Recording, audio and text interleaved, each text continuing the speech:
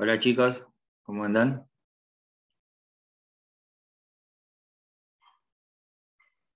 Hola, ¿qué tal? Bien.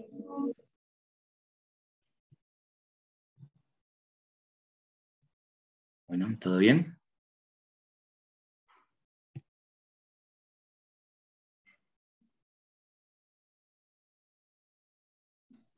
Hola, Sí, todo profe, bien. sí, todo bien. Bueno, ahí vamos.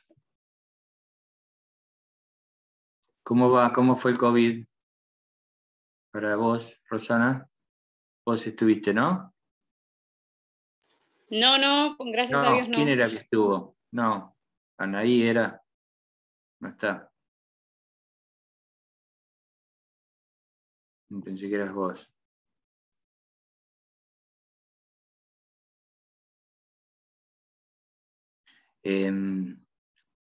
Bueno, estamos casi todos, ¿no? Falta un par.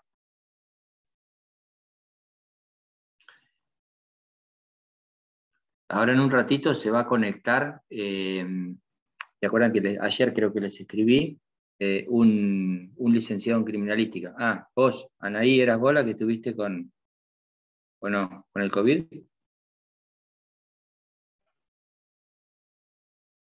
Bueno, ahí salió.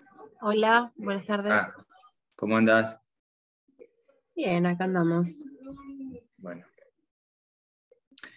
les decía que ayer les había escrito para avisarles que vamos a estar en una clase con un licenciado en criminalística. Es el jefe regional de la Policía Científica. Así que nos va a dar a la 1:30. Ahora le voy a pasar el link y se va a conectar un ratito, 2:15, hasta las 2:15, 2:30. Y bueno, nos va a dar una semblanza breve, porque no es mucho el tiempo, de cuál es la tarea pericial que desarrollan ellos, colaborando con los fiscales en las investigaciones penales preparatorias. Como está grabado, esto va a estar grabado, pero bueno, tomen nota. Lo que sí les pido, pregunten, aprovechen a preguntar.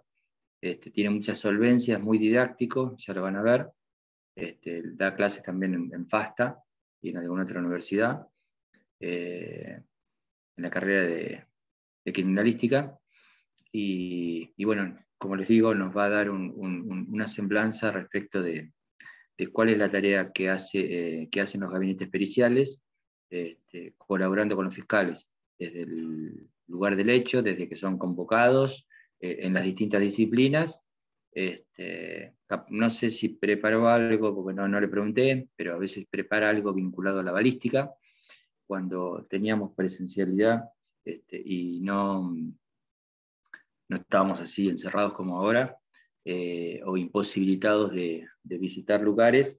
Nosotros hacíamos esto en el complejo Bucetich, y generalmente hacíamos una visita a distintos gabinetes, entre ellos el balístico, y en el balístico, no sé si ustedes pudieron hacerlo con procesal penal, porque algunos profesores por ahí lo llevan.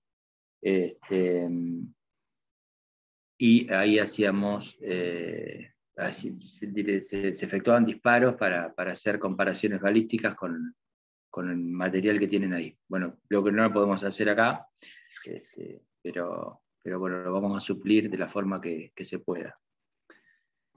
Así que ahora le voy a pasar el link y les reitero, lo que quieran preguntar, pregunten, sáquense todas las dudas que tengan, y aprovechenlo. Ahí me dan un segundo, les paso el link.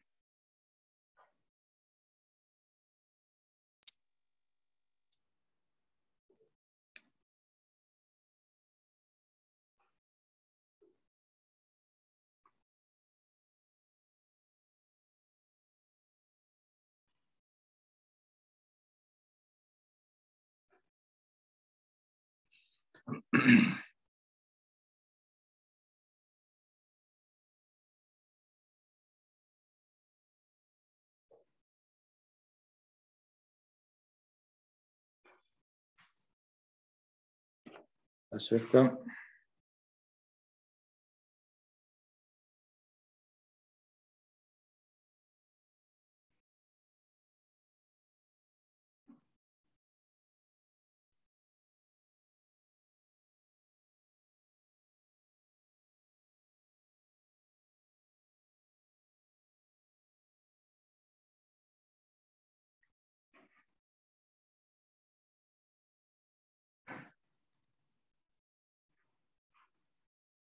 Bueno, ahí le pasé. Lo del otro día, ¿cómo les resultó lo de la charla de Florencia? Muy buena y muy movilizante también, ¿no? El tema. Ujú.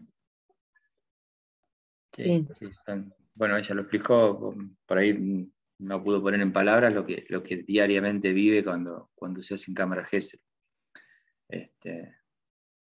Son así de intensas, digamos. Pero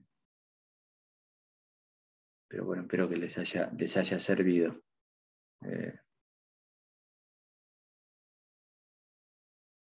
Bueno, ahí se va a ir conectando en unos minutos. Bueno, Doctor, buen día. Le quiero hacer una pregunta, Marcela soy. Yo el miércoles pasado no pude cursar. ¿La clase esa que dio, está grabada? ¿Se puede ver, escuchar en algún lado? siempre se graba, sí que tiene que estar grabada, sí. Ah, bueno, Sí. Yo no después lo me... cotejé, pero debe estar grabada. Esta se está grabando, así que se va grabando, sí. Bueno, gracias, Doc. Si después tenés alguna duda o alguna cosa, después me preguntás, Bueno, pero está grabada, sí. bueno, gracias. Dale, de nada. Bueno, ahí vi que estuvieron deliberando también con las fechas, ya se les vienen las fechas encima de los parciales, ¿no? ¿Y acá hablaron algo, no? ¿Con Ruiz o con Martín? No. Respecto de fechas, no. ¿O están? No, él lo que dijo es que era flexible la fecha de acuerdo a los otros parciales que tuviéramos, que fijaba una fecha, pero que la podía mover. A ver, sí, en algún punto se torna inflexible porque no se pueden poner todos de acuerdo, eso siempre pasa, pero bueno, Sí, eso, unanimidad es sí, imposible. claro. Bueno, pues teóricamente a fin de mes empiezan con los parciales en otras materias. Bueno, ¿quién más se recibía? Que yo ya me perdí. Yo me recibo, ¿Vos, Milagros, te recibís? sí. Ujú. ¿Con qué? ¿Con esto o no? ¿Con alguna otra más? O sea, estoy cursando esta y privado. Ah, Son las dos que me quedan. No buenísimo, sé cuál será el último parcial porque en privado tampoco se sabe la fecha todavía. claro. Bueno, ¿y quién más? ¿Nadie más?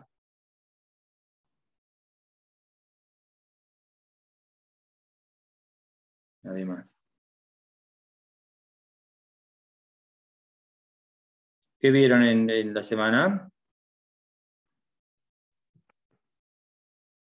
¿Qué estuvieron viendo? ¿Se acuerdan? Ayer vimos con el doctor Ruiz recursos y un poco de juicio por jurados. Ah, está bien. Bueno. Y con Martín, con Martín no tuvieron, ¿no? El otro día no. No, no tuvimos al final. Tuvimos con Ruiz la semana pasada, el jueves, Claro, pero no me acuerdo qué vimos. está bien. Bueno, sí, no sé, no miré no cuántas clases nos quedan, pero ¿qué nos quedan? ¿Tres? ¿Dos? No sé. ¿Cuántas quedan? Sí, A deben ser ver. las últimas, porque Ruiz nos dijo que en julio Ah, sería el parcial, así que por 3 semanas eso, más tendremos, 3 clases sí, nosotros más. nos quedan 3 miércoles más. Feriados no hay. No, No. no, tres, en principio tres. Bueno. eh, Bueno, pregunten, porque no son de los más preguntones ustedes. Ahí Agustina me escribió que no puede porque tiene un turno médico, que es la que más habla, la que más pregunta. Ustedes son medios de callados para totalmente callados, casi no hablan mucho, pero aprovechen ahora a preguntar. Hernán Gacio, es así como se llama, no sé si lo conocen, lo han tenido de visitante en la materia, no. Tiene mucha experiencia, como les digo, y está bueno capitalizar este tipo de cosas, ya que no podemos ir a juicios y a otras visitas, tenemos que aprovechar este tipo de cosas. Y la amplitud de intervención de ellos es importante porque intervienen no solamente en la etapa inicial, cuando son convocados los peritos, cuando se hace necesario requerir la presencia de ellos, sino también en el juicio, en los juicios ordinarios, y vos que nombraste juicios por jurados también, y la solvencia que tenga el perito y la mayor experiencia para explicar es importante porque más en un juicio por jurados que en un juicio técnico, porque la explicación de todas las cuestiones técnico-periciales hay que dársela a gente de a pie, a gente común, que no son jueces técnicos, que son los que van a resolver el caso. Entonces está bueno. Me ha tocado en algunos juicios por jurados que hice tenerlo a él como perito y testigo, y bueno, con el apoyo de material siempre informático, con filminas, con ese tipo de material, es importante en el juicio para el desarrollo del caso. Una pregunta, profesor. ¿Sí? ¿Él es perito especialista en algo o es como jefe Él es de licenciado, peritos? ahora le vamos a preguntar si tiene alguna. Él es licenciado en criminalística. Ah, criminalística. Claro, pero sabe básicamente de todas las disciplinas. No es médico forense, no es médico legista, pero en función de su licenciatura sí conoce aspectos vinculados en general a todas las disciplinas.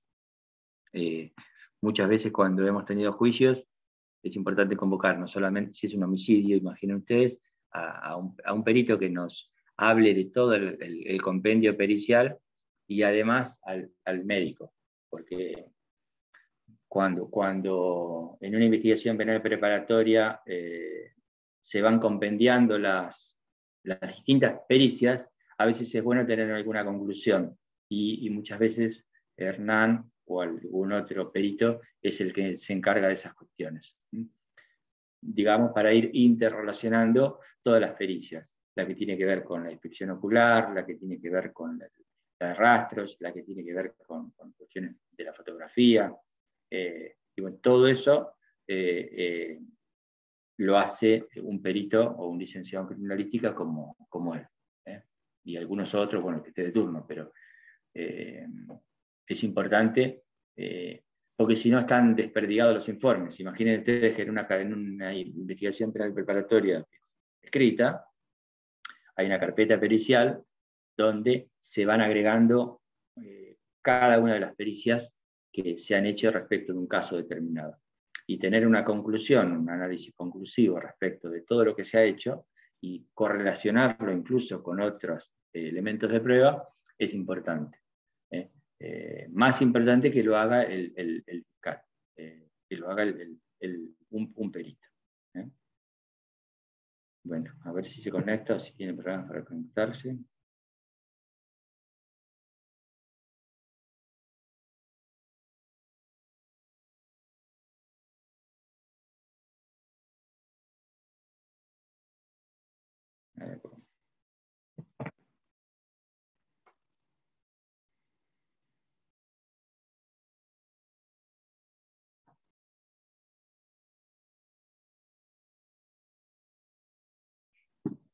Ahí se va a conectar.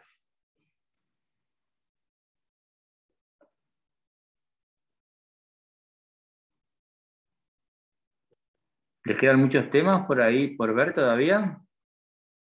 ¿Lo que es juicio y eso ya lo vieron o no? No. No sabemos cuántos temas entran en realidad, así que mayor no sé cuántos Y el faltarían. código, imaginen el código. Ah. ¿Viste el código? Creo que dijo que iba a dar Bernat juicio por jurados ahora el jueves, y Bernat, la clase que nos dio, dije que iba a dar debatir, así que supongo que irán avanzando por esos rumbos porque todavía no lo dieron. Está bien. Todo lo que es medida de coerción, eso ya lo vieron, ¿no? Sí, sí, Medida de el jueves coerción, pasado excarcelación, toda la primera etapa así también, recusación, acusación, parte del proceso. Después Sí, vamos a sí, dedicar sí. algunas de las clases que quedan para ir empezando a repasar. O más que repaso, para que ustedes vayan sabiendo qué es lo que se toma en el examen. ¿Sí? Para un poco lo que decían ahí, que no saben los temas, pero hay que imaginen el código abierto y empezar a ir viendo los temas. Y empezar, vamos a hacer una o dos días dedicado a un ida y vuelta, con el código en la mano, qué es lo que se pregunta y para que ustedes vayan, si es que todavía no lo tienen más o menos aprendido, lo tengan para pasar de un tema al otro, que es lo que están haciendo ahora, saltando de un tema al otro, que es lo que a veces se complica. ¿Me está mandando algo?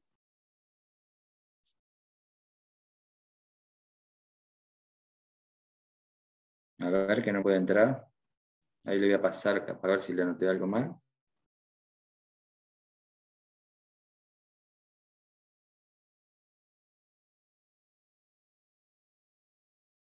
Tienen que le voy a pasar esto.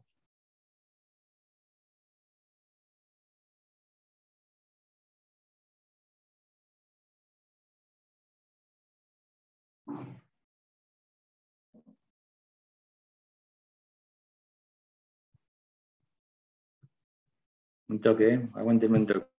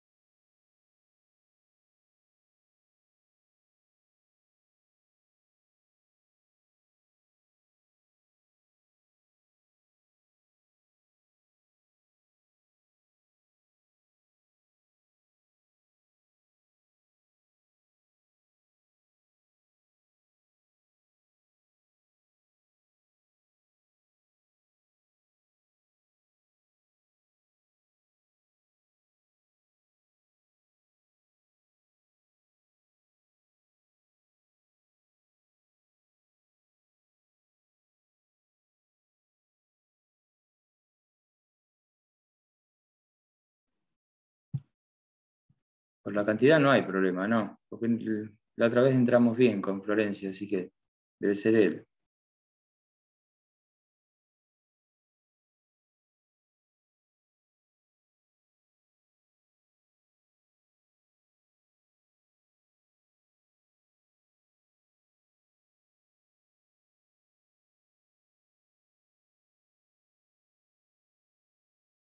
¿Alguno tuvo problema para entrar ustedes? No, ¿no? No, para nada. No, pero. No, no, directo nomás. ¿Él tiene el link directo? Sí, ahí se lo volví a pasar. Mm. Sí. No sé quién lo pegó hace un ratito y se lo mandé.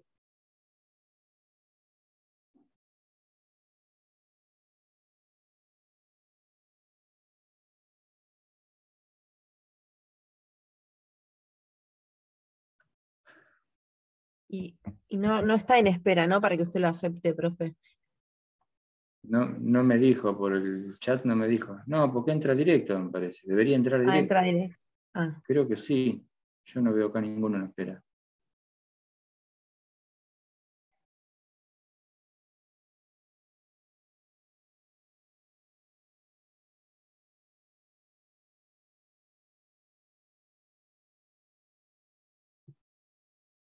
Me debería aparecer, ¿no? Si está en espera. Claro, le aparece una notificación para que usted lo acepte. Claro, pero no en el chat, en otro lado, ¿no? Si Y no me no sé, equivoco, es donde dice configuración de la reunión, que siempre aparece la notificación, pero no estoy segura. Sí, pero no, es raro.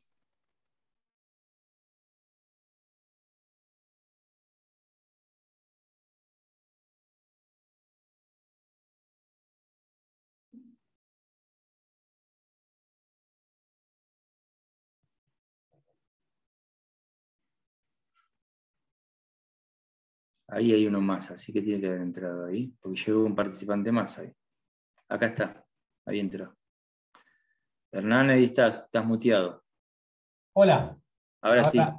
ahora estoy. Bueno. Sí, tomó un tiempo la máquina. No. Hola. Está bien, Buenas tardes, gracias. ¿cómo ¿Te le la va? había pasado mal o no sé? Capaz que pasé mal algún número. No, por ahí yo me equivoqué. En realidad le escuché ayer que era una reunión Meet. Entonces, desde la aplicación de Google Meet, traté de meter un código que me lo rebotaba porque es de una No, reunión. claro, no era como la vez pasada que habíamos hecho por Zoom, por ahí yo no te aclaré, por eso era. No, entendí que era un Meet, no importa, igual ya estamos acá. Está bien, Perdimos un par de estamos bien, minutos. igual estamos bien. Bueno, perdón. Bueno, Hernán, yo te hice una No, no pequeña hay problema, por presentación, favor. pero ahora después quiero que te presentes nuevamente. Yo ya les expliqué quién sos, qué haces, cuál es tu ocupación, básicamente, tu función. Así que bueno, te voy a mutearme yo también y te dejo a vos.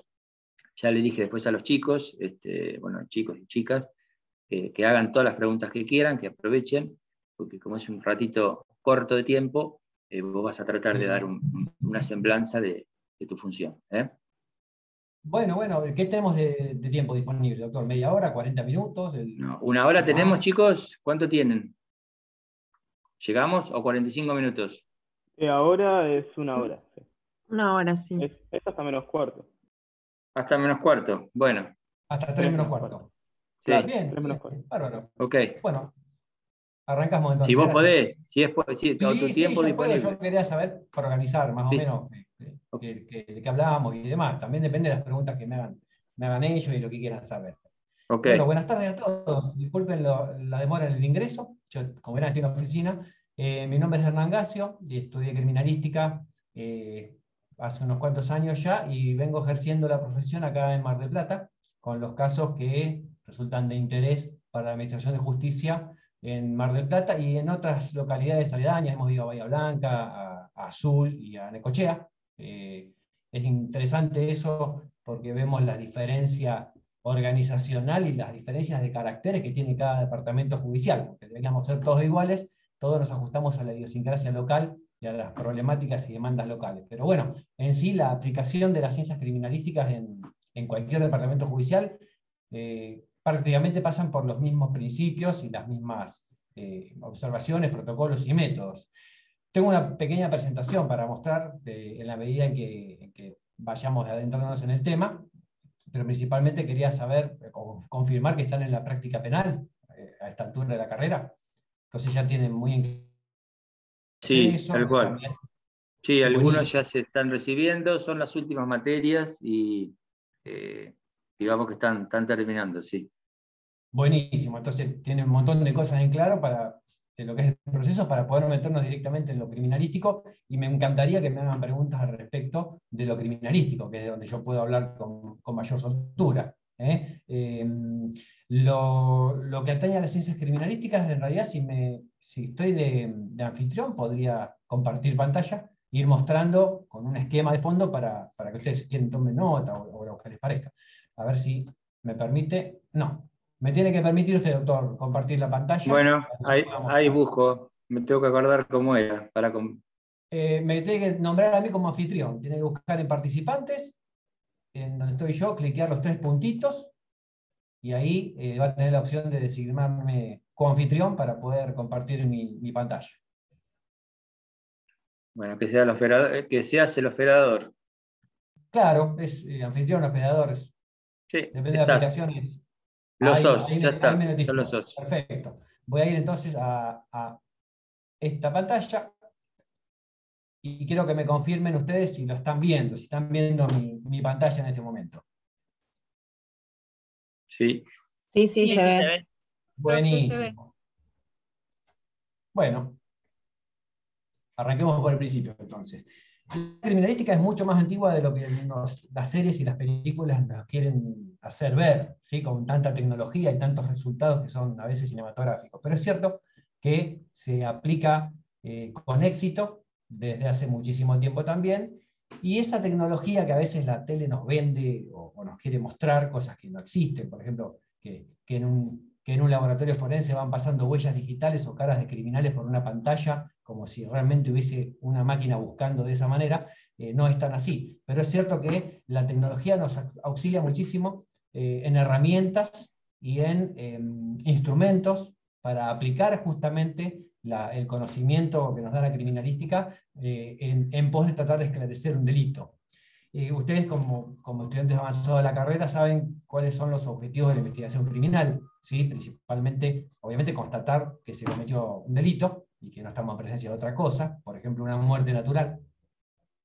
También, una vez que está constatada la comisión de un delito o la violación de un tipo penal, tratar de identificar a sus autores, coautores, cómplices y encubridores, ¿verdad? Esos son los objetivos primordiales de cualquier fiscal que esté investigando en base a una denuncia o una actuación, digamos, de oficio, o cualquiera de los tipos que fueren que ustedes conocen de cómo se inicia la investigación criminal. Y en este sentido, la criminalística forma parte del proceso como auxiliar, tratando de mostrar, de aportar información a esa investigación que está en curso, mediante la interpretación de la evidencia física. Si bien la evidencia física es un término muy abarcativo, muy genérico, en sentido estricto trata sobre los signos materiales que nos pueden dar información acerca de la comisión de un delito. Por ejemplo, y es un caso que está muy explotado en la actualidad, en la serie de televisión y en las películas, las huellas digitales. Es una evidencia física, un signo material, palpable, tangible, analizable, interpretable, que es un término importante también, que a una investigación criminal le puede aportar información muy valiosa, principalmente para identificar a una persona física humana. Obviamente una persona jurídica no va a estar dejando sus huellas digitales, aunque cometen delitos las personas jurídicas, de alguna manera no están dejando huellas digitales porque son intangibles en ese sentido. Pero en la investigación criminal, muchas veces, para aplicarle justamente lo que la ley indica, la violación de un tipo penal, necesitamos un responsable, y después someterlo al proceso para que la justicia decida si esa persona es digamos, penalmente responsable de lo que se le acusa o no. En ese sentido, con los delitos, principalmente los delitos contra la propiedad, pero a veces en otras mecánicas, como homicidios en ocasión de robo, los homicidios por otros motivos, o los abusos sexuales. Hay una gama que ustedes conocen muy bien de delitos donde podemos tener, de alguna manera, un buen indicador de autoría por parte de alguien que estuvo en un contexto de espacio-tiempo y que dejó sus huellas digitales en la forma de rastros papilares sobre alguna superficie con la que pudo haber tenido contacto. Es el típico caso de las casas que son robadas en ausencia de sus moradores, por ejemplo, lo que en la jerga llamamos escruches.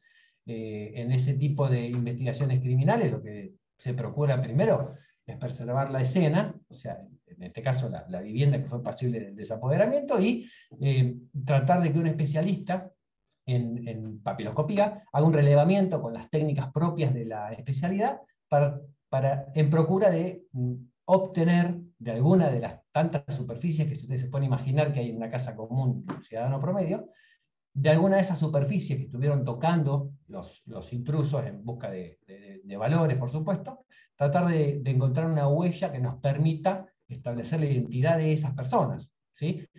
Esto, dicho así muy sueltamente, por ahí no tiene tanto sentido o no reviste tanta utilidad, o parece demasiado fácil, pero en el contexto de una investigación criminal, que es una investigación que lleva a cabo un funcionario público, que tiene una visión retrospectiva en la línea de tiempo, digamos, desde que las personas hacen la denuncia de que le entraron en la casa y le robaron los electrodomésticos, los ahorros y demás, el investigador tiene que ir retrospectivamente a tratar de determinar un tiempo en el que se produjo la situación del desapoderamiento. Y en esa situación intervienen actores, que en este caso van a estar siendo investigados, y presumiblemente los que cometieron el hecho, que son los que en esa línea temporal se introducen en el domicilio ajeno y manipulan objetos y toman contacto con superficies que permiten establecer de una manera técnica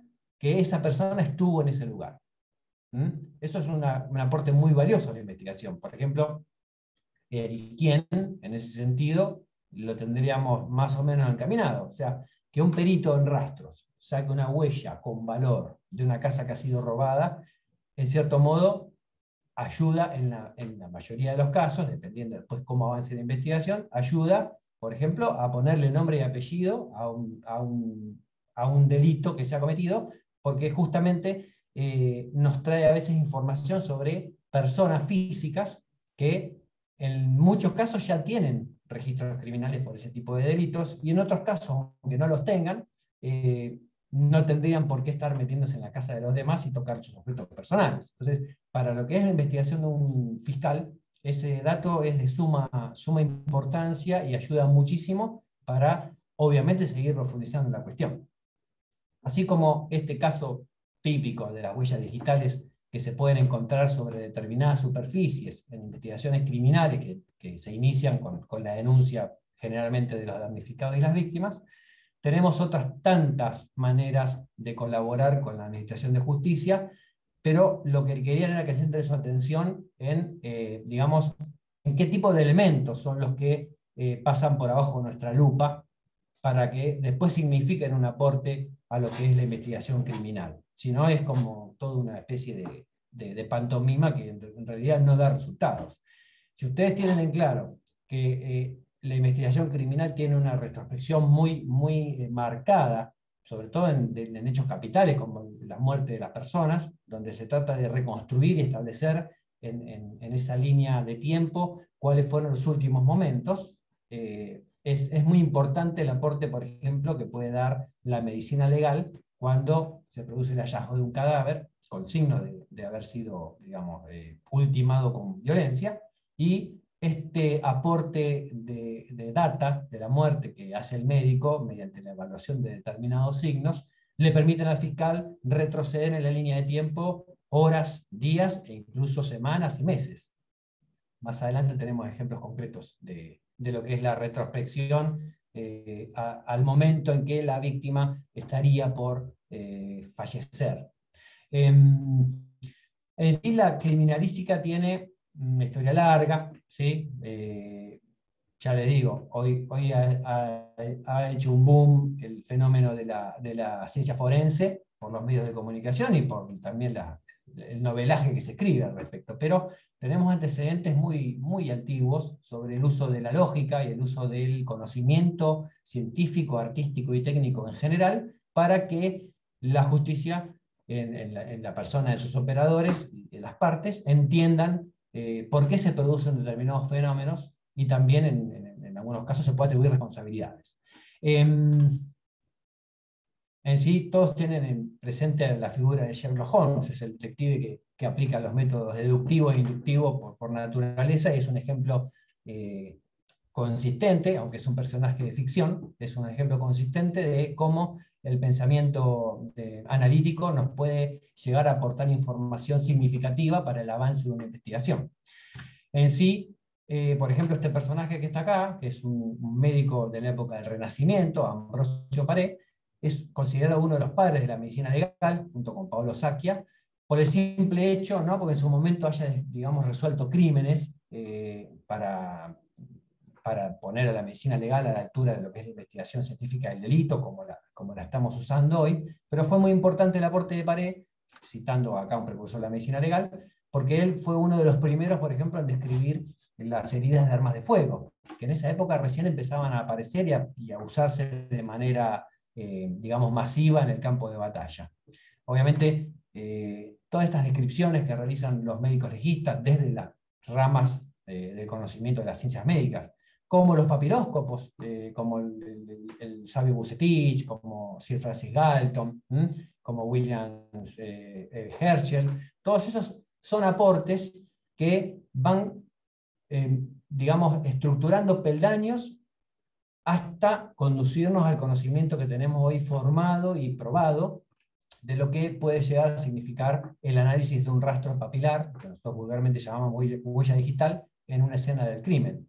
Lo mismo que cuando Paré describía las heridas que producían las armas de fuego, que en esa época usaban pólvora negra, y también describía métodos para su tratamiento. Hoy la medicina legal tiene todo eso muy asimilado y lo pone en práctica todos los días. Habrán escuchado términos como el golpe de mina de Hoffman, el signo de Benassi, que por ahí son apellidos de personas que a nosotros muchos no nos significan, ¿no? ¿Qué querrá decir Hoffman?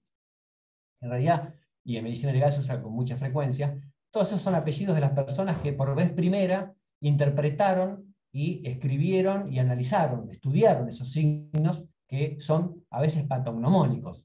Patognomónicos en el sentido de que son inequívocos signos de que, por ejemplo, el arma al momento del disparo estaba muy, muy próxima a lo que es el cuerpo de la víctima.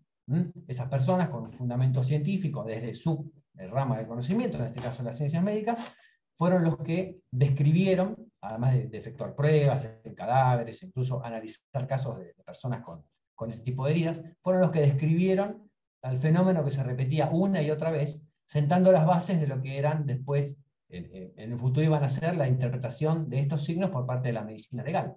Entonces, que un médico te diga que el orificio de entrada está ubicado en el pecho y no en la espalda, en un trayecto que entra y sale del cuerpo, por ejemplo, no es un dato menor para el investigador, ¿sí? Porque ahí está la diferencia, por ejemplo, entre recibir un disparo dándole el frente a la boca de fuego o dándole la espalda. O sea, toda esta información, no solamente, como pasaba antes, no basta que el médico la diga, o el especialista en este caso diga esto es así porque lo digo yo, sino que lo tiene que demostrar y tiene que realizar citas, tiene que explicar los fenómenos de una manera acabada, justamente para que lo entiendan los legos en estas cuestiones, que son los que están en el proceso judicial. O sea, los abogados, los fiscales, los jueces, no tienen muy en claro esto, y por eso justamente los peritos estamos en este rol del auxilio a modo de interpretación.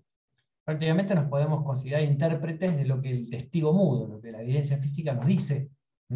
Por ejemplo, estos signos de el disparo que tiene su contraste de ingreso, a diferencia del orificio de salida, tiene unas marcas características de respuesta vital del cuerpo, de inflamación, de infiltración hemorrágica, o que tiene restos del disparo porque el arma estaba cerca. Eso va a estar en el orificio de entrada solamente. Tiene una explicación que es donde el telón interpuesto, que es la piel, recibe el disparo. Entonces, en el orificio de salida no va a estar toda esa cartelería que de algún modo le indica a quien domina más o menos ese conocimiento, le indica, son indicadores fuertes, de que el disparo tiene su ingreso en el anverso y no en el reverso. Y ustedes me dirán, ya como casi abogados que son, qué validez puede tener en un proceso criminal el hecho de que quede claro de que una víctima por herida de arma de fuego, al momento de recibir el disparo, lo recibe en su anverso y no en su reverso. O sea, dentro de un contexto semejante, capaz que hay puja entre las partes por estar hablando de un homicidio con alevosía, de un exceso en la legítima defensa, todas esas cuestiones que después derivan procesalmente del hecho inicial, constituyen a veces agravantes, atenuantes, y a veces inclusive cambios de figura. En ese sentido, un suicidio con arma de fuego que no tenga este tipo de signos, donde se ajusta la investigación a un relato o un conocimiento de que la persona estaba sola cuando se quitó la vida, pero con un arma de fuego uno no puede tomar distancia suficiente para que estos signos estén ausentes. Entonces, un suicidio donde la persona, el cadáver, perdón, no tiene este tipo de signos y es hallado con un arma de fuego en la mano, realmente levanta sospechas. Para los que estamos todos los días con este tipo de fenómenos, estas cuestiones ausentes o presentes nos dan lugar a la elaboración de hipótesis, y en nuestra función de auxiliar de justicia ponemos en conocimiento a las partes de eso, mediante el órgano que es el encargado de llevar adelante la investigación, que es el fiscal, ¿verdad? Pero eso, digamos, de alguna manera queda expuesto para todas las partes del proceso cuando el perito, a través de su dictamen, lo incorpora con la firma y bajo juramento. ¿Entienden más o menos a lo que voy yendo? ¿Les parece confuso? ¿Voy muy rápido? Solamente veo a 4 porque estoy con la pantalla abierta y veo a 4 de ustedes. Pero veo que están ahí. Sí, se entiende bien. Se entiende, y me acordaba Sí, de la frase esa, a traición y sobre seguro, cuando usted explicaba el tiro por la espalda, es un claro ejemplo. Bueno, fíjate, Anaí, ¿cómo te va? Mucho gusto. Fíjate que Decir a tradición y sobreseguro, jurídicamente es lo adecuado, es el lenguaje jurídico, y hasta incluso un poco, decir a tradición y sobreseguro es un poco más bajo que jurídico, ¿no? Es alevoso. Pero técnicamente, un perito no va a decir esto es a tradición, sobreseguro, es alevosía. Primero porque no corresponde que lo haga, él no está dándole forma o buscando si encaja en el tipo y en sus agravantes, atenuantes y eximentes. Pero sí es importante que el perito diga, hay signos, señor fiscal, señor defensor, e incluso los jueces mismos que te preguntan en la audiencia, hay signos de que el arma, al momento de producirse la descarga, estaba muy cerca del cuerpo. ¿Sí? Y estos signos son este y este, o sea, no es que se me ocurre, me parece, no, se aprecia en restos sólidos de la defragación de pólvora, por ejemplo. O está en discusión si el vecino mató al otro vecino por la espalda o de frente. Bueno, estos signos que nos indican de manera categórica que el efecto contundente del proyectil sobre la piel se produjo en el anverso, porque hay inflamación, es una respuesta vital, hay restos de pólvora, hay un signo también que habla por sí solo, que es el complejo contuso-quimótico, el halo contuso-quimótico o contuso-escoriativo, o anillo de Fish, que es donde el proyectil, cuando vence la resistencia de la piel, se limpia en ese orificio de ingreso, produce un apergaminamiento del borde de la herida, produce una inflamación, porque justamente el proyectil de arma de fuego, a diferencia de un arma de filo, es un arma contusa, ¿sí? Contunde la piel, contunde los tegumentos, los músculos que están debajo, los huesos si los hay, y esa contusión que produce, como la persona, digamos, aún tiene vida, hay una reacción vital automática del cuerpo de autorreparación, ¿sí? de respuesta a ese golpe que recibe. Entonces, eso nos permite diferenciar una herida, por ejemplo, hecha en vida de la persona, que hecha en un cadáver después de que se pierden los signos vitales. Entonces, decimos, esta herida tiene signos de vitalidad o características de vitalidad por esto y por esto, o esta herida fue producida por arrastre, porque el cuerpo fue arrastrado por el auto, por el camión de reparto que lo enganchó con el paragolpe. Todas estas heridas no tienen reacción vital. O sea, hay un punto donde ya, en vez de arrastrar a una persona que necesitaba auxilio, o que estaba en agonía, ya estaba arrastrando un cadáver. Y ustedes, como juristas, saben la diferencia entre persona y cadáver. El cadáver es una cosa. Desde el punto de vista técnico, a nosotros nos interesan los signos que se producen y que pueden ser de utilidad para que un proceso de administración de justicia se haga con toda la información disponible. Es como un gran rompecabezas en el que nosotros podemos aportar partes. O sea, tampoco somos, digamos, los dueños de la verdad absoluta y vamos a poder dar explicación a todo lo que se produzca y no se produzca en el lugar derecho. Lo que podemos hacer es alimentar hipótesis de las partes o refutarlas, dependiendo ahí ya la contienda, el litigio entre ambas, con información veraz, probada técnicamente o sustentada científicamente, para que las partes después la utilicen en la búsqueda de la verdad, que es lo que realmente tiene que ser el objeto del proceso, ¿no? Si esa verdad implica tener la certeza de que el hecho se cometió, que se ajuste una figura penal, bueno, es el puntapié inicial que necesita el fiscal como funcionario público. Ahora, si estamos en presencia de una muerte por accidente, un accidente doméstico, acá hay un baño de sangre, hay huesos rotos, hay un reguero que conduce a la puerta de salida, pero en ese reguero inconcluso está el cuerpo de la víctima sin vida. Todo indica que acá hubo violencia, fuerza en las personas, violencia en las cosas. En realidad es un accidente doméstico. Pero ¿por qué? No hay testigos que puedan decir que fue una cosa o fue la otra. O sí hay. A veces la ausencia de información es la que nos da algún fundamento para una hipótesis. El vecino que está al lado no escuchó nada. No escuchó ni vio autos, ni gente que entraba, ni gente que salía.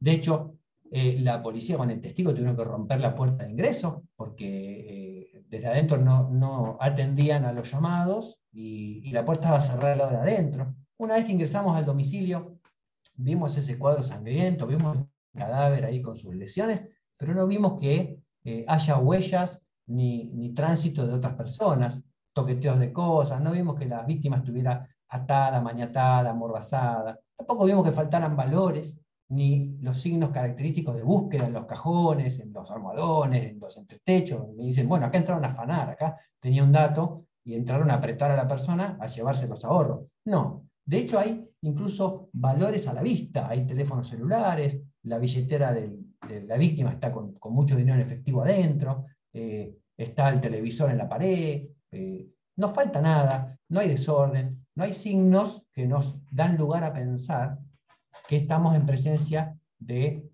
una omisión en ocasión de robo, por ejemplo.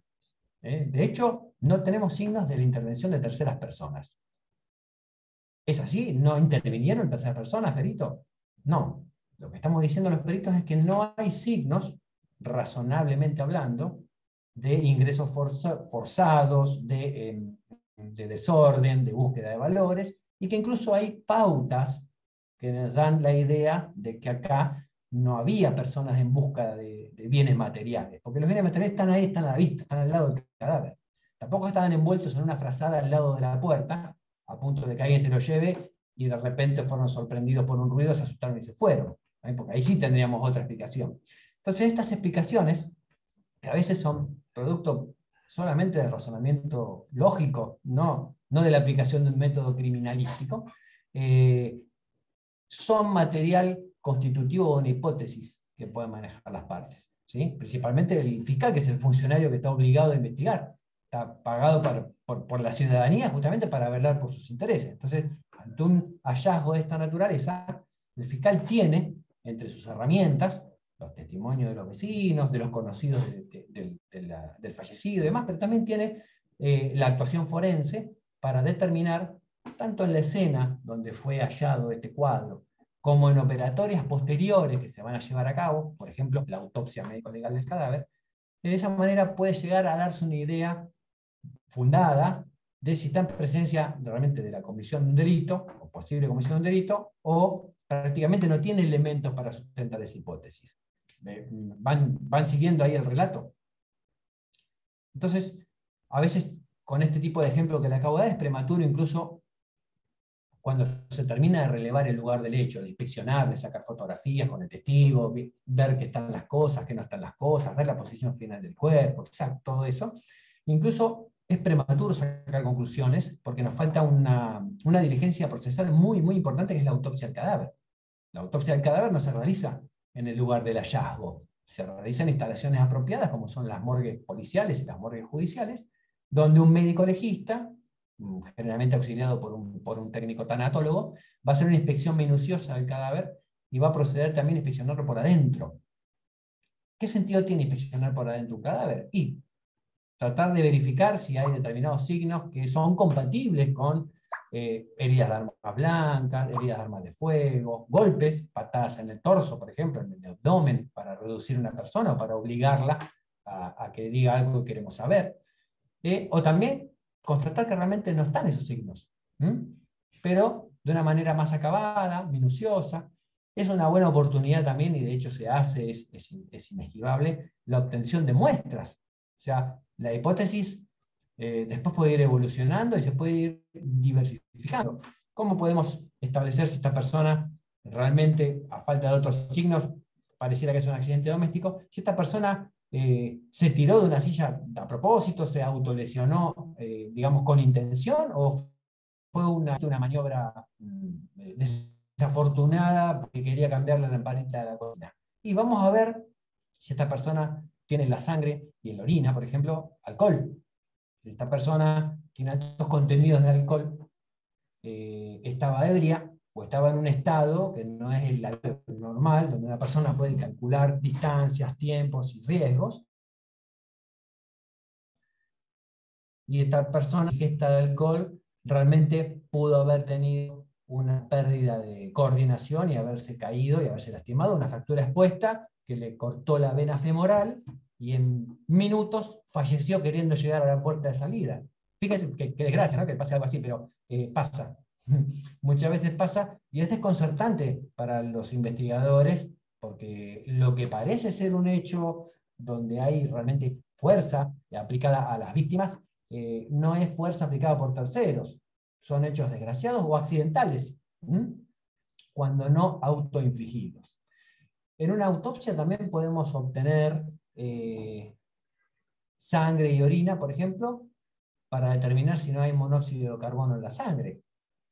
Yo les pregunto a ustedes, con el concepto que tienen de todas las codificaciones que estuvieron estudiando, de fondo y de forma, yo les pregunto a ustedes si morirse en casa envenenado por el monóxido de carbono de nuestra propia estufa,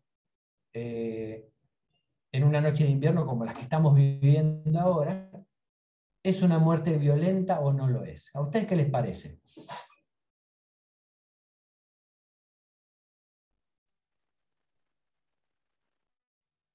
Depende, si estás durmiendo y no sentís nada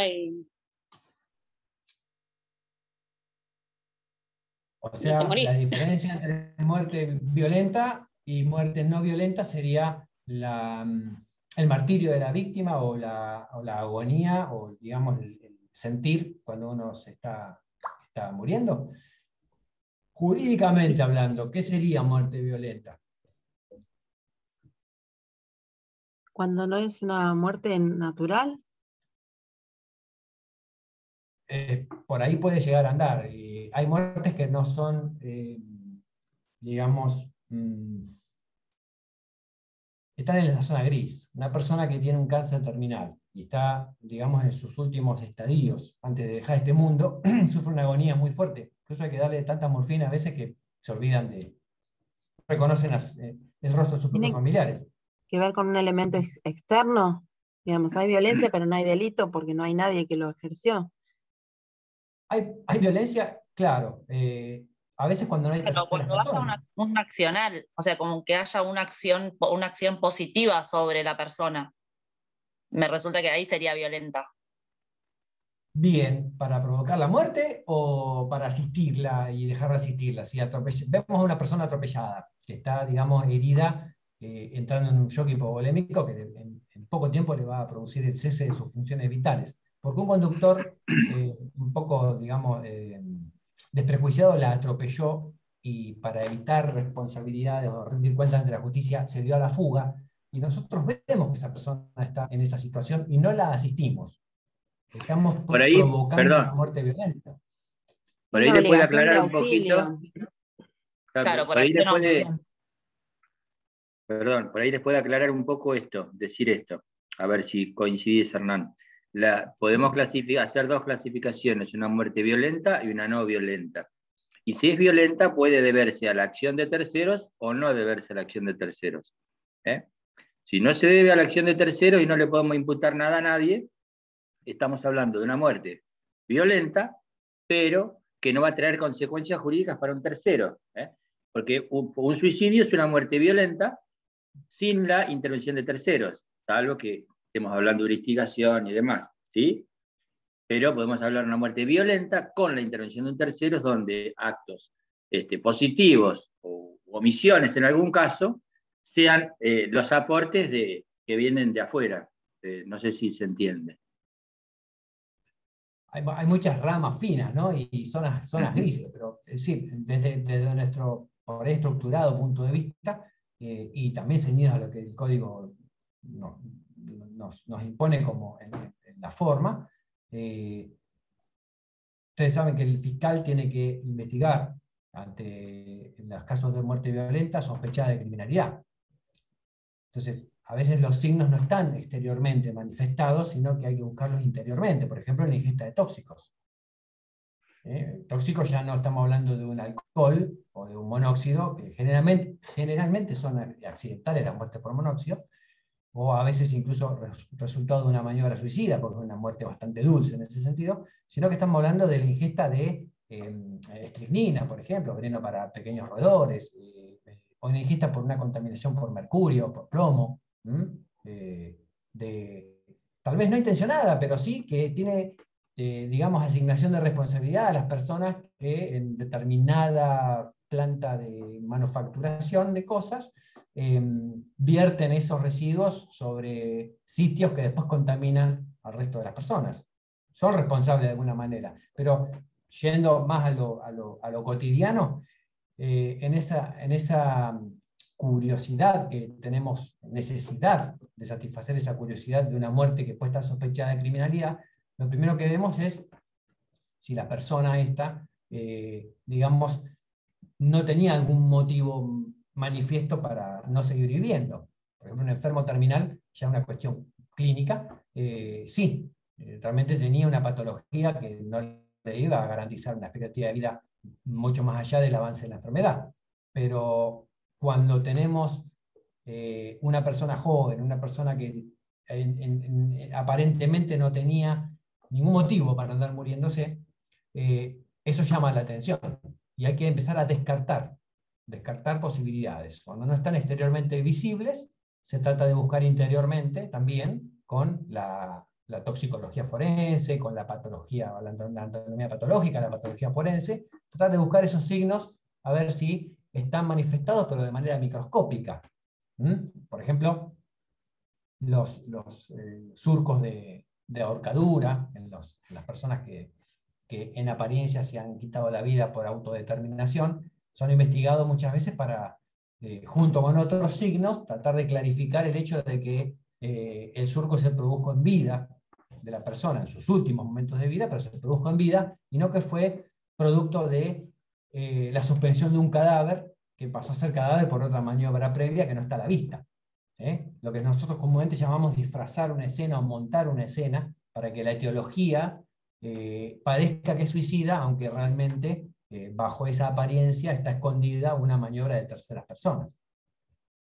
No he rebuscado, tuvimos casos que incluso han llevado a juicio, donde los autores trataron, después de estrangular a sus víctimas, por ejemplo, trataron de hacer ver una escena a los investigadores donde aparentemente fue producto de la autodeterminación de las mismas víctimas. Entonces la han colgado con cables, con sogas, incluso dependiendo de anclajes que son inconsistentes, o no han tenido en cuenta que para asumir esa altura la víctima, obrando por sí sola, tendría que haber tomado altura con otro elemento, y el elemento no está en la escena, por ejemplo. Son signos que nos indican una persona que está, digamos, decidida a quitarse la vida, no va a tener heridas defensivas en los antebrazos o en partes del cuerpo que son las que se exponen cuando hay un agresor que nos está atacando.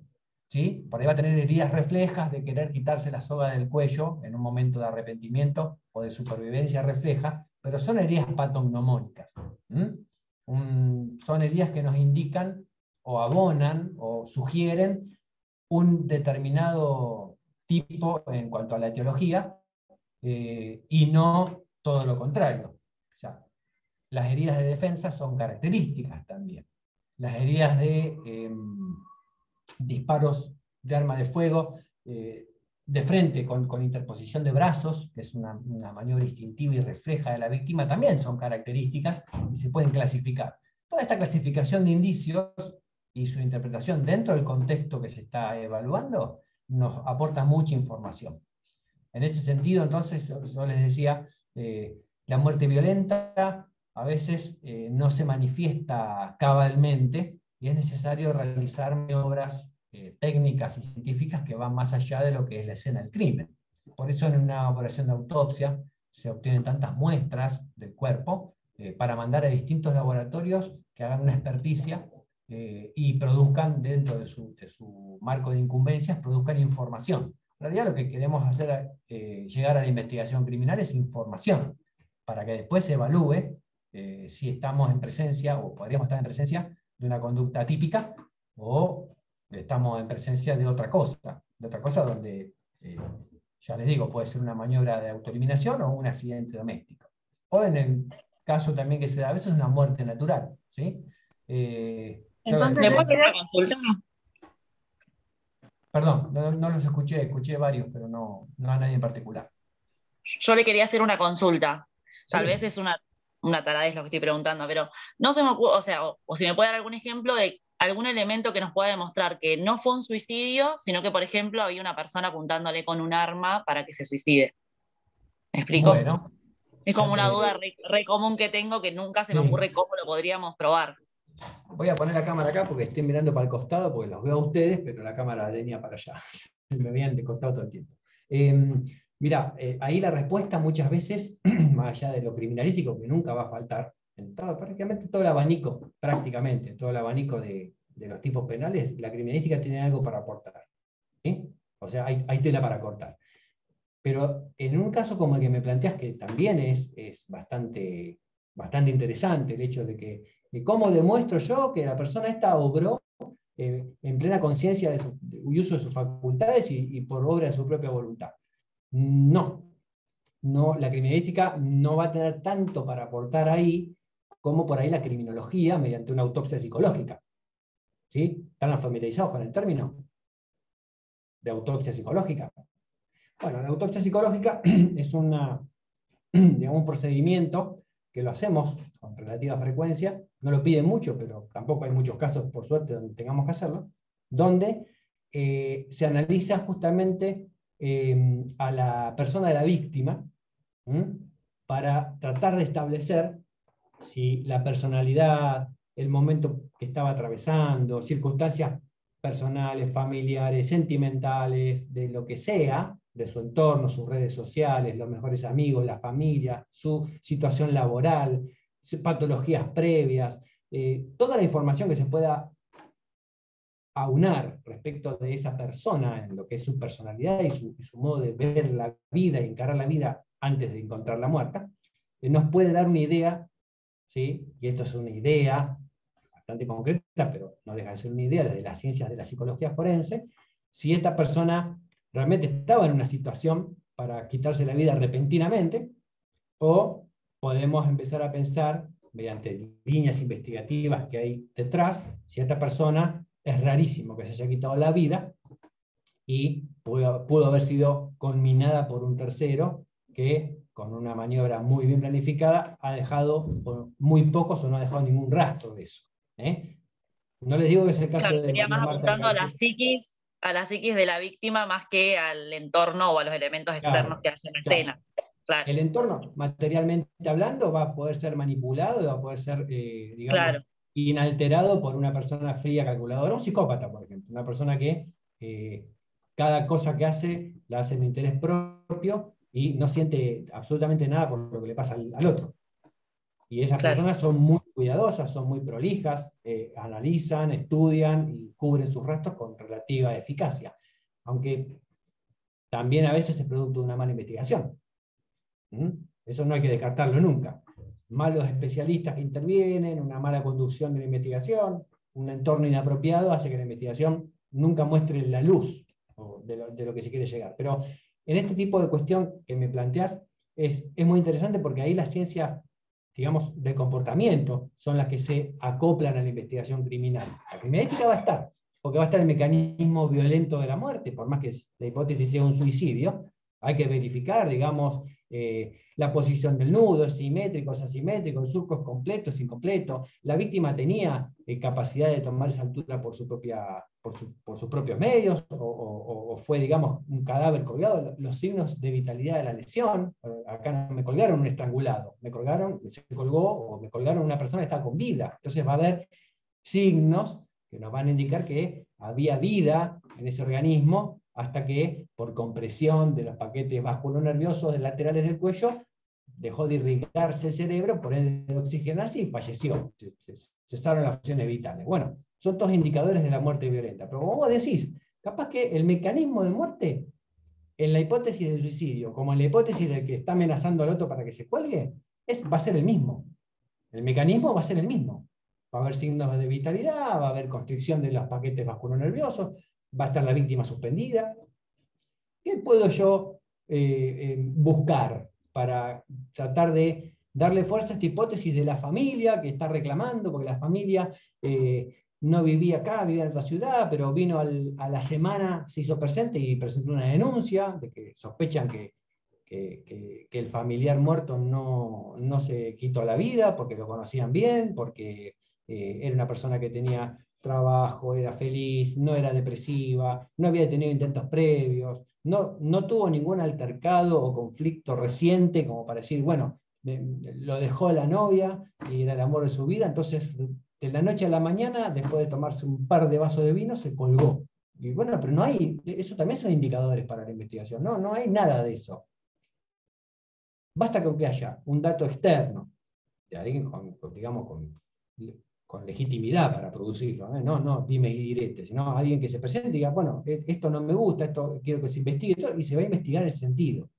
Y un psicólogo forense va a acoplarse a un equipo interdisciplinario de trabajo para justamente escarbar, de alguna manera, para decirlo entre comillas, en la vida de esa persona, sobre todo en sus últimos estadios de la vida, antes de ser hallado el cuerpo sin vida, sobre sus conductas.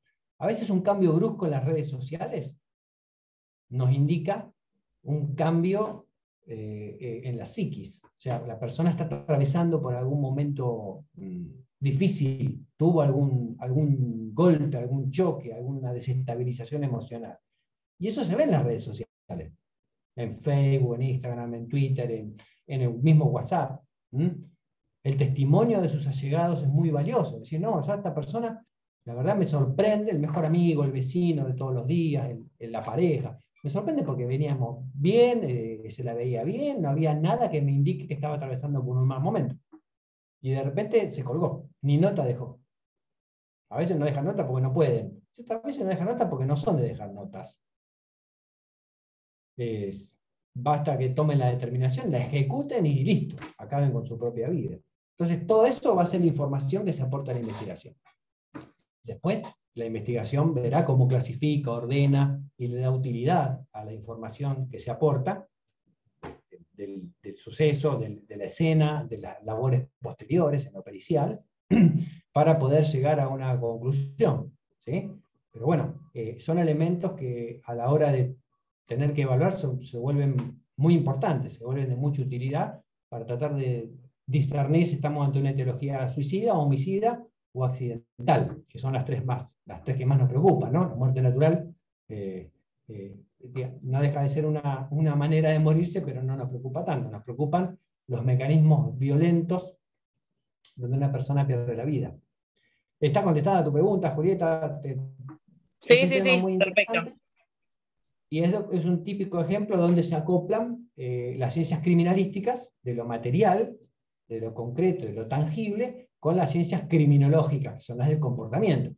Hay gente que no cree en los psicólogos. Los psicólogos para ellos es lo mismo que un adivinador, un hechicero, un curandero. Pero bueno, han cobrado mucha envergadura y mucha seriedad científica las ciencias del comportamiento. ¿Sí? La psicología, hay la sociología, incluso hay especialidades, la victimología, por ejemplo. Lo que se tiene que hacer a veces es el análisis de la víctima para dar con su victimario. ¿Sí? No hay duda de que esta persona fue ultimada, es una muerte violenta, es un homicidio o abuso sexual seguido de muerte, como suelen ser muchas veces. No hay duda de que acá está manifestado el accionar de terceros. Pero para entender quién pudo haber sido el que hizo esto, tengo que analizar a la víctima a través de la victimología. Obviamente hacer una autopsia psicológica, saber sus gustos, sus comportamientos, sus deseos, sus planes, sus proyectos, su paso por la vida, y de esa manera empezar a darle forma a un posible victimario. Es apasionante, pero bueno, son rieles de la misma vía, la criminalística y la criminología. Sostienen a un mismo tren, pero son dos rieles que van por separado, y se integran en este tipo de fenómenos. Gracias. No, por favor. ¿Le parece bien hasta ahora? ¿Vienen entendiendo todo, más o menos? Sí, muy bien.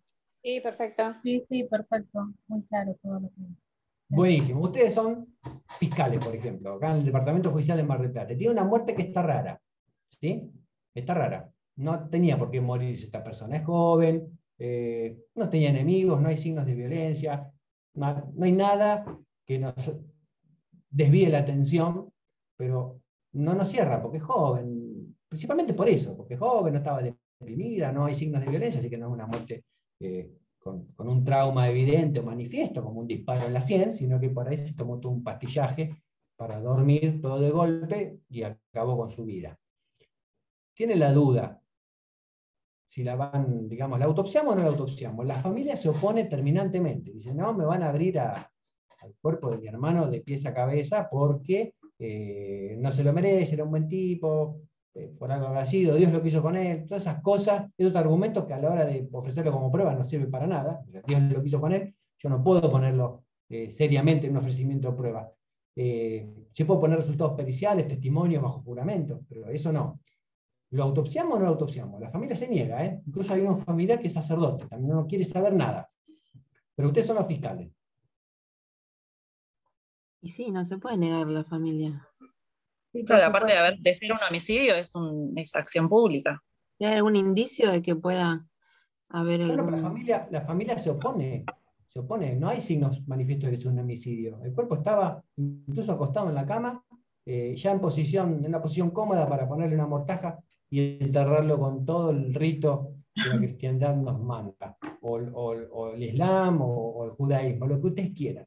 Pero la familia dice, no, yo no quiero denunciar que se murió. Para mí se murió porque tenía que morir, está todo bien. El que Que a usted no ejerce le la cierra, acción, una persona que tiene 29 años. el que ejerce la acción pública es el fiscal, ¿no? Entonces, Y la va a la ejercer, última ustedes la palabra. ejercerían. Sí. ¿Cómo?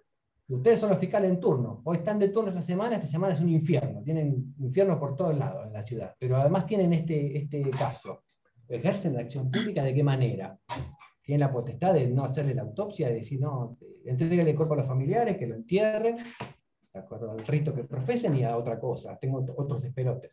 O quieren sacarse la duda como fiscales. Y es un poco lo del caso de María Obviamente, Belsunce, Perdón, pareciera. no escuché.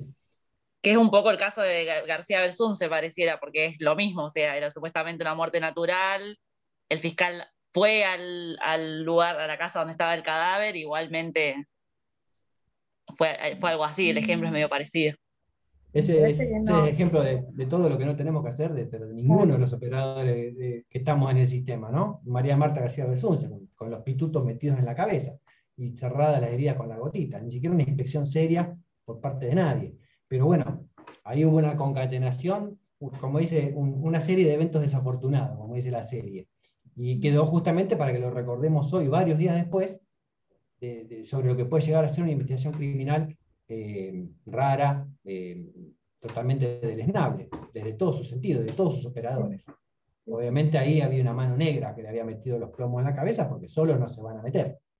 Pero en este caso que les planteo, pasa todos los días se muere gente, sobre todo en las grandes ciudades. ¿Somos permeables al pedido de la familia? ¿O tenemos elementos para resistirlo y para sacarnos las dudas? ¿A quién representamos como fiscales nosotros? O sea, en el caso de ustedes, que yo voy a ser perito, les voy a ayudar en todo lo que pueda. O ustedes, ¿qué intereses representan? Los intereses del Estado. A la sociedad. Y la sociedad que no querrá saber, digamos, el ser social, no la gente que ahí pasa por la vereda, todos como sociedad, organizada jurídicamente y respetuosa de la ley en alguna medida. No querremos saber si realmente no estamos en presencia de un acto criminal, estaríamos contemplando un acto criminal con nuestra pasividad, ¿no? Pudiendo adoptar una medida para la que estamos facultados, o teniendo desde los indicadores, está bien, que hubo una muerte violenta, ahora no tenemos ojos de microscopio, tendremos que mandárselo a alguien que lo pueda ver a través de un microscopio, pero también tenemos algo que no nos cierra, una persona joven muerta en su casa, sin ninguna patología clínica que le diga, bueno, la verdad que vivió de más, tenía que morir porque tiene un aneurisma. De hecho, en el caso de que tenga un aneurisma, no lo van a ver desde afuera, lo van a ver cuando abran el cuerpo en la morgue y examinen su cerebro. Ahí se va a hacer patente el aneurisma. Ahí todos vamos a saber que esta persona se murió porque realmente la naturaleza quiso que se muera y tal vez su estrés y sus excesos previos que generaron el aneurisma. Pero no va a haber ninguna duda. Y si viene la familia a la semana, como poco tiempo, a veces a los 2 meses hay una denuncia de que una mano negra se ha llevado la vida de mi familiar y quiero que se lo exhume y se haga una autopsia con un cuerpo que ya está descompuesto y enterrado, eso es peor. Y ahí el aneurisma incluso va a estar indistinguible. Si nos podemos sacar la duda ahora, y la sacamos ahora. Y además ya está, no hay más duda. Y las partes tienen también su derecho a pedir puntos de pericia, tienen su derecho a presentar peritos a sus costas. y todo lo que haya que hacer para que después no sea peor, porque después es más gravoso desenterrar a alguien, darle un turno para autopsia a un cuerpo que está en estado de degradación orgánica que ya ha borrado muchos signos, y no es poco frecuente que las personas hagan denuncias con bastante tiempo pasado de la fecha de la muerte, donde esos signos se perdieron para siempre. Y principalmente se quedan ustedes tranquilos como funcionarios públicos, o sea, hicieron lo que tenían que hacer, estaban facultados para eso, tienen a los instrumentos para que se aboquen a ese tipo de investigaciones y observaciones, y ustedes ya tienen un elemento también que no está emparentado con la adivinación, sino que está basado en conclusiones científicas y fotografías de que había un aneurisma, de que había monóxido de carbono en la sangre. Hay casos donde hemos visto envenenados por monóxido de carbono, en lugares donde el monóxido no se generaba ni cerca. Eran conductos de ventilación mal acoplados o oxidados, pero de varios edificios o locales distantes a donde estaban los cadáveres. Y el análisis del lugar y el análisis y la interpretación del hallazgo de carboxihemoglobina en la sangre nos permitió buscar justamente la fuente generadora del monóxido, y se encontró lejos, pero se encontró, y se explicó, se entendió y se explicó de una manera razonable cómo el monóxido había hecho su camino hasta llegar a donde las víctimas fueron halladas sin vida. Y uno está pensando enseguida que las mataron para robarles, o que fue un pacto suicida. Entonces se tomaron venenos y esas cosas que a veces uno deja volar su imaginación, cuando la explicación es lógica. Está ahí al alcance de todos los que la quieran encontrar. ¿Y saben qué es lo más importante de ese tipo de cuestiones? Que hallando la fuente generadora del monóxido de carbono y esclareciendo esto con lo que realmente pasó, también evitamos que ese mismo monóxido se siga generando y mate a otras personas el día de mañana. También está ese valor agregado, ¿no? O sea, entonces, licenciado, podría decirse que la autopsia es un derecho o un deber a saber qué pasó y un deber de poder hacerlo, independientemente de que los familiares... No, yo creo que esto lo saben mejor ustedes que yo. El frío texto del Código de Rito dice: el fiscal podrá disponer. Claro, es facultativo. Está en sus facultades. Doctor, ¿usted qué opina, doctor Pajera? ¿Puede? No, claro, es una facultad, es discrecional el fiscal, pero si hay signos de criminalidad y hay algún mínimo de duda que tiene que despejar, lo más probable es que disponga a hacer la autopsia. Salvo que haya un informe preliminar de algún médico, por el legista, que indique alguna otra cosa. Muchas veces los médicos, ante el panorama que tienen con una inspección del cuerpo en el lugar del hecho, pueden prescindir de la operación de autopsia porque les parece claro los motivos de la muerte. Pero bueno, si hay algún mínimo de duda, como venías diciendo, lo más probable es que pese a la oposición de la familia se haga la autopsia. Porque esa oposición de la familia puede ser hoy, pero mañana puede cambiar y, como decías vos, la degradación del cuerpo va a hacer que algunos signos vayan desapareciendo. Muchas veces también se presenta, y eso lo sabés bien vos todos los días, que un familiar quiere, que otro no quiere, y bueno, esa serie de conflictos no pueden quedar irresueltos. Para eso está el fiscal, que tiene el poder suficiente como para disponer, pese a que no le gusta que abran al familiar, como vos decís, de pies a cabeza, pero bueno, es la única forma que nos vamos a ir acercando a la verdad en un caso criminal. Tal cual, y eso pasa muchas veces. O sea, el médico también, no es que el médico desde su consultorio evalúa y dice: no, no lo voy a autopsiar, le voy a sugerir al fiscal, como auxiliar de justicia que soy, que no lo haga. No, el médico va a la escena del hallazgo. El médico, como decía el doctor Osvaldo Raffo, ¿se acuerdan del excelentísimo doctor Raffo? El 50% de la autopsia está en el lugar del hecho. O sea, el doctor Raffo abrió un cuerpo en la morgue previo a haber tenido contacto con el lugar del hecho, o aunque sea con fotografías, o conversado con los peritos que habían estado en el lugar.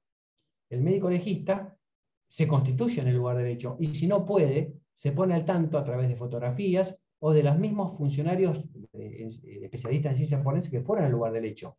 ¿Qué viste, qué no viste, cómo estaba? A ver la foto, esto no me gusta, esto me gusta. Y ahí forma una idea para sugerirle al fiscal si esto se hace, o sea, desde su punto de vista, si esto tiene una explicación fundada en algo que puede ser una muerte natural o una patología preexistente. No, hay una historia clínica que dice que estaba en tratamiento, o sea, por un, no sé, un cáncer de colon avanzado. Hay tantas cosas, hay tantas guías para que una persona joven deje de vivir, pero a veces el mismo médico, desde su rol de asesor técnico, le dice al fiscal si estaría bueno o no estaría bueno investigar más pormenorizadamente, para que justamente una vez que termine esa diligencia procesal, bueno, ya está, todos sabemos, y con fundamentos, que fue una muerte natural, que fue un homicidio, que fue un suicidio. Esa es la utilidad. Y como dijo el doctor Pagela, muchos signos a veces son lábiles y, digamos, desaparecen con el paso del tiempo. A eso hay que sumarle que la degradación orgánica del cuerpo, por los fenómenos cadavéricos tardíos, pueden hacer desaparecer signos muy importantes, donde está la clave de que la maniobra fue por parte de un tercero, por ejemplo, una lesión, la presencia de una sustancia. Esas cosas son muy importantes. Y, como decimos en investigación científica del delito, el tiempo que pasa es la verdad que huye también acá. Decía Edmund Lockhart, cuanto más tiempo dejemos pasar desde lo inmediato del evento o desde su descubrimiento, menos posibilidades de sacarle información a los testigos mudos vamos a tener. El típico caso de la huella digital. La huella digital es el producto de las secreciones orgánicas nuestras, en la forma de sudor, secreciones sudoríparo-sebáceas, que nosotros la podemos ver en la pantalla del celular, nuestra propia secreción y nuestras propias huellas. Cuando pongan el smartphone así, con un ángulo adecuado, van a ver todos sus dedos y sus rayas para desbloquear la pantalla o para contestar un WhatsApp, ¿no? Para abrir un mail, para ver la agenda. Esa secreción, con el paso del tiempo y los elementos, por ejemplo, la misma evaporación de la sustancia, la incidencia de los vientos, la incidencia de la luz solar, o el roce con la ropa cuando guardamos y sacamos el teléfono del bolsillo, hace que esos diagramas papilares se transformen de una manera perjudicial para quien quiera analizar su presencia y determinar la identidad física humana. Así, con eso, cuanto más tiempo tardamos, por ejemplo, en sacarle sangre a una persona que manejando un vehículo automotor atropelló a otra, más estamos favoreciendo la eliminación de su cuerpo, del alcohol, y las concentraciones van a disminuir, ¿no? Eso lo tienen sabido porque es el saber popular. Una persona incorpora alcohol mediante la ingesta de bebidas alcohólicas y después lo va eliminando, no solamente con la orina, lo va filtrando con los riñones, lo va metabolizando y lo va eliminando incluso con la propia respiración. Es una de las vías por las que el cuerpo pierde más agua permanentemente, la respiración. Entonces, también el aliento etílico ese que se nos percibe cuando estamos tomados, significa que estoy eliminando ese alcohol de mi organismo. Y los índices de presencia de alcohol en sangre están descendiendo inexorablemente. Entonces, lo más rápido posible hay que sacarle a la persona sangre y orina para poder determinar que al momento del hecho, que se configura el hecho criminal, estaba bajo los efectos del alcohol conduciendo un vehículo automotor. Si no, las cosas después se desdibujan. Este ejemplo les quedó claro, digamos, el tema del alcohol en sangre. Es muy importante y no solamente se aplica a los delitos en el tránsito, a la gama de culposos que nosotros conocemos como culposos, sino que también a la persona que mata a otra puñalada, ¿sí? Y tampoco se va a aplicar solamente al imputado, esto también lo conocen ustedes, lo dominan por el estadio de la carrera donde están, sino que a veces la víctima está tan afectada por la presencia de alcohol en su sistema nervioso central, que es un depresor del sistema nervioso central, que realmente se ve imposibilitada de defenderse. ¿Y eso qué puede configurar para el agresor? Lo que decían al principio, matar sobre seguro o vulnerar sobre seguro. Yo me aseguro que esta persona está ebria como una cuba y hago lo que quiero con ella. la abuso sexualmente, le hago firmar cualquier cosa, le meto un cuchillo en la panza, le disparo a quemarropa, total ni atina a defenderse. Eso constituye a veces el elemento necesario para agravar o atenuar un tipo penal. Y la respuesta a eso la da necesariamente la química y la toxicología de la mano de la química, con un procedimiento previo que es el que la medicina legal ejerce sobre el cuerpo, vivo o muerto, para obtener la materia prima con métodos científicos a determinar la presencia de alcohol y en qué cantidad. Y ahí después sí estará la discusión entre las partes, si era mucho, si era poco, si era lo que la ley contemplaba para manejar. No, pero este tenía registro profesional, entonces no contempla 0, no puede tener hasta 0,45. Este es un chofer de colectivo, no puede tener nada de alcohol.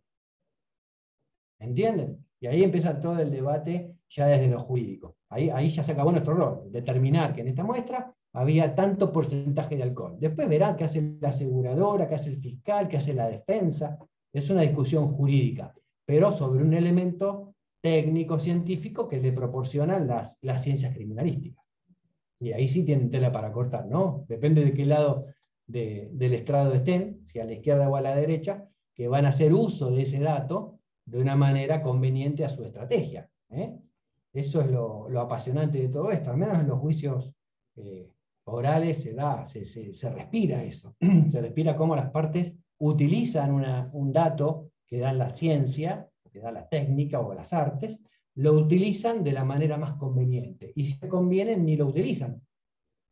Están ahí en posición de defensa, esperando que la otra parte, que así le conviene ese dato, lo utilice.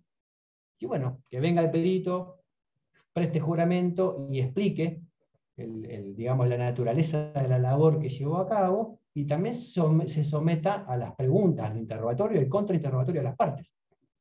Y eso es donde la cosa se pone buena, porque en ese momento en donde estamos oralizando en la sala de audiencias ante un tribunal que corresponde que esté tomando conocimiento del hecho para determinar en primera instancia, es donde realmente se está produciendo la prueba.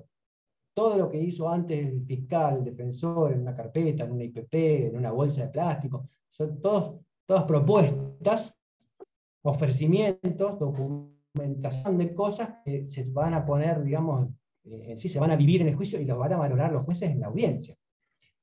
Eso, bueno, la pandemia ha hecho estragos con esto, con las audiencias de juicio oral, hemos tenido un parate muy importante y todo eso, ¿no, doctor? Está medio... Una pregunta, ¿se pueden presenciar en forma virtual las audiencias o no? ¿Qué audiencias? ¿De juicios? Estas donde que declara un perito, por ejemplo. No, los juicios están suspendidos, se están reanudando algunos juicios, pero no, más allá de que sean públicos los juicios, no está previsto, no hay capacidad, digamos, para soportar eso. Hay que esperar, lamentablemente, que vacunen a todos los que más que puedan y que termine esto y volver a la presencialidad. Ya volveremos. Tuvimos unos casos, vi el año pasado, unos casos de juicios por Zoom, han hecho Zoom. Algunos virtuales sí, pero son los menos, sí. Sí, va a estar complicada la agenda de juicio cuando se abra, claramente. Va a estar el cuello de botella armado. Y sí. El tema es que, si bien el juicio se lleva a cabo en ese sentido, que sea virtualmente, no es el mismo ambiente y no es la misma la valoración o la explicación que uno pueda dar en una audiencia donde está el elemento probatorio ahí, se exhibe el arma, se prueba el arma en la audiencia. Y no es lo mismo. La percepción que uno puede ir tomando de los hechos a partir de las vivencias y de lo que se va desarrollando en el juicio con un testigo, con la cara del imputado, con las gesticulaciones de los propios testigos, no es lo mismo, acá se pierde. Es imposible poder ver virtualmente lo que se ve en un juicio. Claro, es el día y la noche. ¿Sí? Y los juicios por jurados ni hablar, eso sí, no, se han suspendido. Eso es otra cosa. Pero me parece que se quedaron con ganas de más, llegamos al límite, ¿no? Pero... ¿Al límite de tiempo? ¿Ya pasó? ¿Y sí? Perdón, me entusiasmé. Yo les quería mostrar algo muy importante para que no se olviden, doctor. ¿Puedo? Porque sí. me fui por las sí, ramas. de todas formas, De todas formas, capaz que los chicos se quedaron con ganas de más y podemos Sí. hacer un bis. Cuando quieran, o sea, convenimos la hora Nos y quedan el día. 3 o 4 semanas, así que por ahí podemos combinar. Hago una Pero encuesta ahí sí, si están interesados, porque no sé si les no sé, interesa. nadie dice nada. Capaz que no. Nadie dice Sí, nada. sí, sí, muy interesante, sí. No, sí, está buenísimo. O es muy bueno o es muy malo, porque nadie dijo nada. Sí. No, Esto- para quedé nada, al con- contrario. Muy bueno. Me quedé con la duda de qué era la imagen del principio, que era un pedazo de piel, qué era eso que está al Eso, principio del eso tela. es una PowerPoint. imagen Es la representativa piel. es un pulpejo, una huella, como está la huella digital, es un pulpejo de un resto cadavérico que permitió. Amplificado, obviamente, claro. Claro, pero después Ah, falta la referencia de medida, porque es Claro, representativa. claro. Eso claro. amplificado, así, estudiado, eso nos permitió establecer la identidad de una persona porque estaba degradado el cuerpo, estaba irreconocible fisonómicamente, incluso carroñado por la fauna local y demás. Claro. Entonces, eso nos permitió hacer un cotejo dactiloscópico y establecer la identidad con un documento de identidad o con un antecedente o registro criminal o de otro tipo, que eso también está bueno que lo sepan. Pero si nos llegamos a juntar de vuelta... en Sí, este yo tiempo después que te viene, llamo en la semana y si el miércoles que viene ya por ahí podemos, después lo combinamos. Eso lo buenísimo. hablamos. No se olviden estas 4 cosas que están en pantalla, que son las grandes áreas de la criminalística. ¿Sí? Estuvimos hablando mucho de lo que era la medicina legal, por ejemplo, y la química forense. Y algo de balística que corresponde a la criminalística, que está acá. Pero estas son las 4 grandes áreas. Y si nos volvemos a ver, retomamos en este punto, que es Sí, muy sí. interesante y muy importante que lo sepan. Bueno, Sí. Dale, gracias Hernán, por te escuchar. agradecemos. Sí, ya hay que entregar el Zoom ahí en la facultad, los chicos tienen otras materias, tienen otras ocupaciones, por eso es el límite, digamos. Nos Listo. hablamos después en la semana. Espero la Dale, llamada, doctor. dale. Gracias. Muchas Saludos gracias. para todos. Muchas gracias. Gracias. Chao, gracias. Gracias, Gracias. hasta luego. Gracias. No, muchísimas No, gracias. muchas gracias. Muchas gracias. Chao, chicos. Nos vemos en la semana, nos Chao. hablamos. Chao. Chao, Hasta profe. luego. Gracias. Chao.